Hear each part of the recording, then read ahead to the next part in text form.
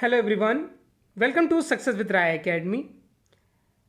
1 जून 2022 के important current affair questions को आज के इस वीडियो में हम डिस्कस करेंगे, उन सभी क्वेश्चंस के साथ जो इंपॉर्टेंट है। हर क्वेश्चन के साथ आपको इंपॉर्टेंट डिटेल भी बताई जाएगी। आप चाहें तो इसे नोट कर सकते हैं या फिर इस वीडियो का पीडीएफ लिंक आपको हमारे Telegram channel Success with Rai Academy से मिल जाएगा। आप उसे वहां से डाउनलोड कर सकते हैं और प्रैक्टिस कर सकते हैं। उसमें आपको आंसर भी बता दिए जाते हैं।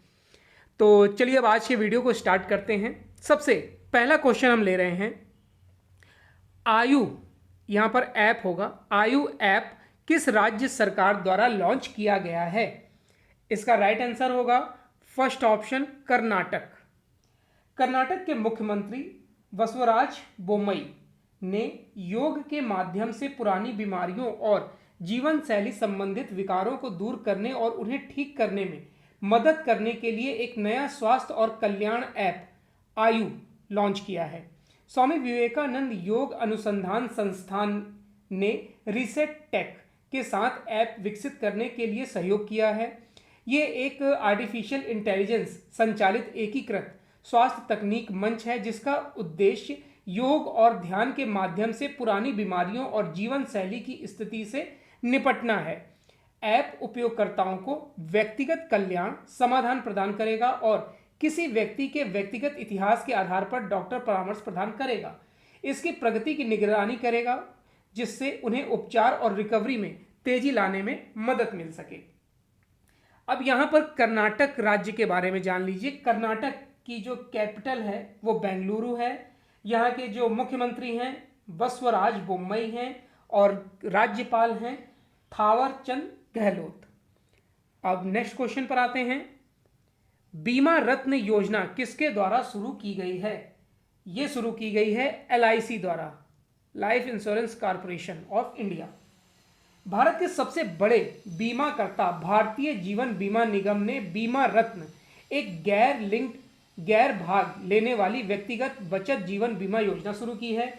नई योजना का उद्देश्य घरेलू बाजार है, सुरक्षा और बचत दोनों प्रदान करती है।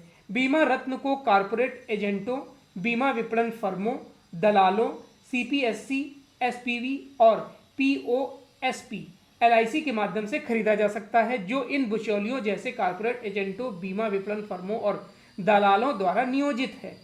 योजना की प्रमुख विशेषताओं में मृत्यु लाभ, उत्तरजीविता लाभ, परिपक्वता लाभ, गारंटीकृत परिवर्धन, निपटान विकल्प, अनुग्रह अवधि और अन्य चीजों के साथ पुनरुद्धार समाधान शामिल है। नेक्स्ट क्वेश्चन, चीन को पीछे छोड़कर भारत का सबसे बड़ा व्यापारिक भागीदार कौन सा देश बन गया है? इसका राइट आंसर होगा फोर्थ ऑप्शन, अमेरिका। दोनों देशों के बीच मजबूत आर्थिक संबंधों को दर्शाते हुए संयुक्त राज्य अमेरिका ने 2021-22 में भारत के शीर्ष भागीदार बनने के लिए चीन को पछाड़ दिया है। वाणिज्य मंत्रालय के आंकड़ों के अनुसार 2021-22 में अमेरिका और भारत के बीच द्विपक्षीय व्यापार 119.42 बिलियन अमेरिकी डॉलर था, जबकि 2020-21 में यह मात्र 80.51 बिलियन अमेरिकी डॉलर था। अमेरिका को निर्यात 2021-22 में बढ़कर 76.11 बिलियन अमेरिकी डॉलर हो गया, जो पिछले वित्त वर्ष में 51.62 बिलियन अमेरिकी डॉलर था, जबकि आयात 2021 में लगभग 29 बिलियन अमेरिकी डॉलर की तुलना में बढ़कर 43.31 बिलियन डॉलर हो गया है। चलिए अब नेक्स्ट क्वेश्चन पर आते हैं। सार्वजनिक क्षेत्र के बैंकों ने वित्त वर्ष 2022 में शुद्ध लाभ को दोगुना कर लगभग कितने करोड़ रुपए किया है? इसका राइट आंसर होगा फर्स्ट ऑप्शन, 66,500 करोड़ रुपए।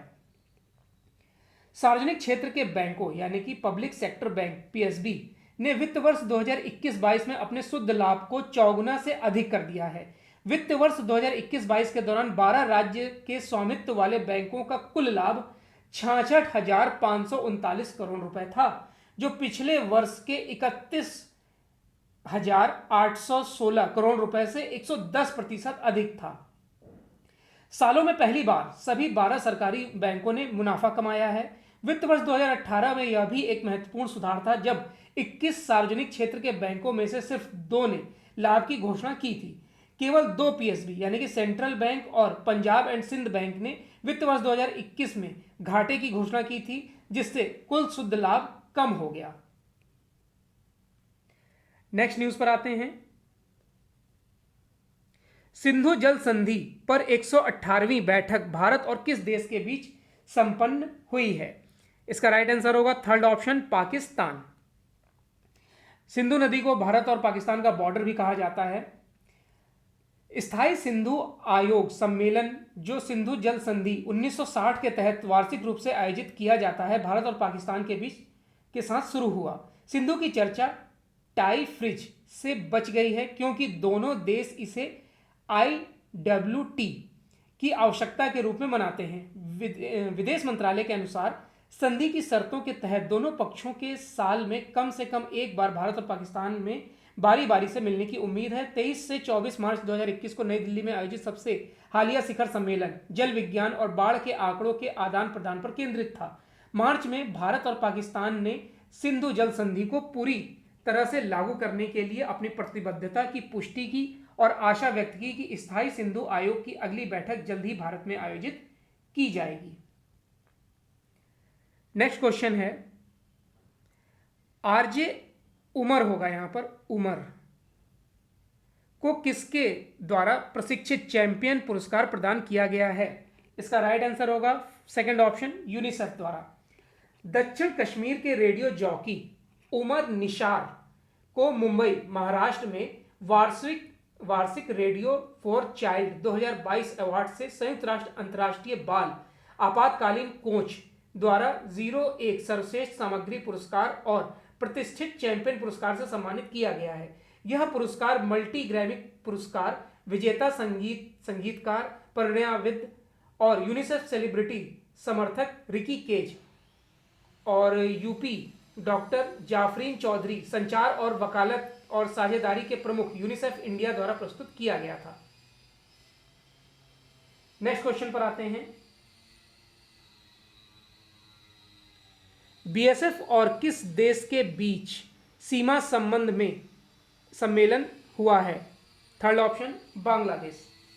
भारत और बांग्लादेश के बीच सीमा समन्वय सम्मेलन सिलहट में महानिरीक्षक बीएसएफ क्षेत्रीय कमांडर बीजीबी द्वारा शुरू किया गया है। बॉर्डर गार्ड्स बांग्लादेश यानी बीजीबी की आधिकारिक प्रेस विज्ञप्ति के अनुसार 4 दिवसीय संगोष्ठी 2 जून को समाप्त होगी। भारतीय टीम मेघालय की डाउकी में इंटीग्रेटेड चेक पोस्ट के जरिए बांग्लादेश पहुंची, जहां बीजीबी के शीर्ष कर्मियों ने उनका स्वागत किया। सम्मेलन में आईजी बीएसएफ सुमित शरण के नेतृत्व में 5 सदस्यीय बीएसएफ टीम शामिल होगी। चटगांव के क्षेत्रीय commander brigadier general Tanvir Gani Chowdhury Bangladesh प्रतिनिधिमंडल का नेतृत्व कर रहे हैं। विश्व तंबाकू निषेध दिवस कब मनाया जाता है? इसका राइट आंसर होगा फोर्थ ऑप्शन, 31 मई को। विश्व तंबाकू निषेध दिवस यानी वर्ल्ड नो टोबैको डे 31 मई को विश्व स्तर पर मनाया जाता है। इस वार्षिक उत्सव का उद्देश्य वैश्विक नागरिकों के बीच न केवल तंबाकू के उपयोग के खतरे के बारे में जागरूकता बढ़ाना है, बल्कि तंबाकू कंपनियों की व्यावसायिक प्रथाओं, तंबाकू महामारी से लड़ने के लिए WHO क्या कर रहा है और दुनिया भर के लोग स्वास्थ्य और स्वस्थ जीवन के अपने अधिकार का दावा करने वाली भावी पीढ़ियों की रक्षा करने के लिए क्या कर रहे हैं के बारे में जनता को सूचित करता है। इस वर्ष इसका विषय है यानी थीम है हमारे पर्यावरण के लिए खतरा। नेक्स्ट न्यूज है, विश्व वेप दिवस कब मनाया जाता है? फोर्थ ऑप्शन, 30 मई।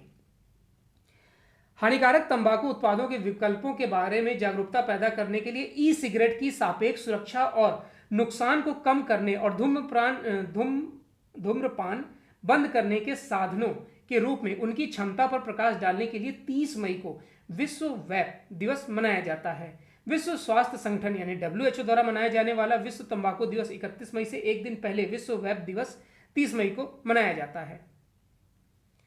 नेक्स्ट क्वेश्चन है और इस वीडियो का लास्ट क्वेश्चन, किस देश के पूर्व राष्ट्रपति गुर्जर निशानी का निधन हो गया है? First option, Albania. अल्बानिया के पूर्व राष्ट्रपति बुजर, यहां पर बुजर होगा, गुर्जर गलती से हो गया है, बुर्जर निशानी का 55 वर्ष की आयु में स्वास्थ्य संबंधित कारणों से निधन हो गया है। 29 सितंबर 1966 को अल्बानिया के दुर्रेस में पैदा हुए राष्ट्रपति बुजर निसानी वामपंथी गठबंधन के साथ अपने केंद्र दक्षिणपंथी राजनीतिक जुड़ाव के लिए जाने जाते थे। उन्होंने 2012 से 2017 तक राष्ट्रपति का कार्यकाल पूरा किया था। अल्बानिया, जिसकी कैपिटल है तिराना, करेंसी है अल्बेनियाई लेख, यहाँ के राष्ट्रपति हैं इलिर रेक्सहेपमेटा और प्रधानमंत्री हैं एडी रामा।